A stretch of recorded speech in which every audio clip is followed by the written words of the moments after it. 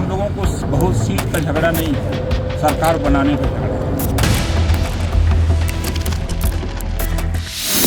उत्तर प्रदेश की राजनीति में बयानबाजी का तापमान एक बार फिर अचानक बढ़ गया है।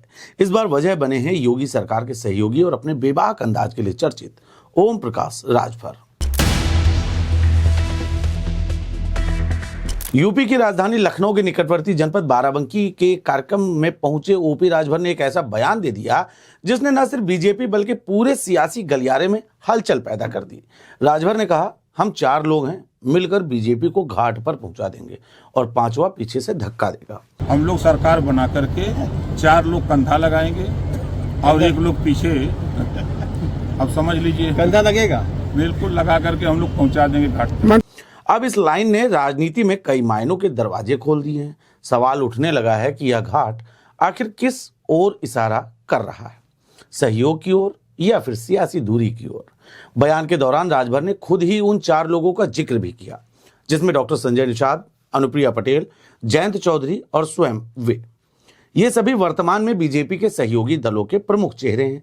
ऐसे में सवाल और गहरा हो जाता है कि जब सहयोगी ही घाट तक पहुंचाने की बात कर रहे हैं तो यह साथ निभाने का संकेत है या भविष्य की कोई नई रणनीति। संजय निषाद जी हैं, अनुप्रिया पटेल जी हैं, जयंत चौधरी जी हैं, हम हैं, तो 5 लोग हैं।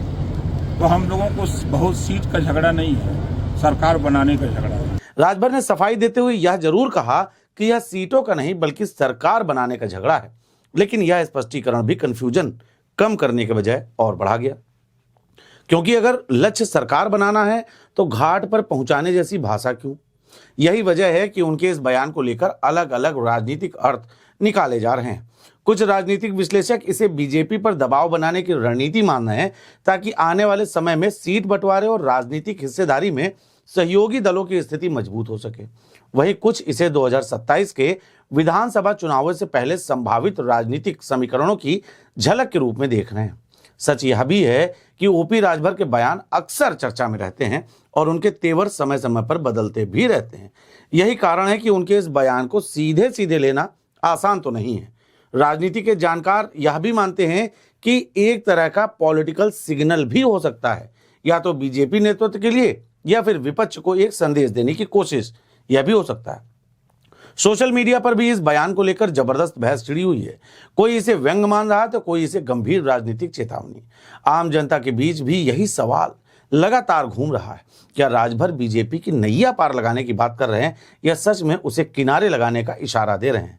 फिलहाल इस बयान ने इतना तो तय कर दिया है कि उत्तर प्रदेश की राजनीति में आने वाले समय में हलचल और तेज होने वाली है।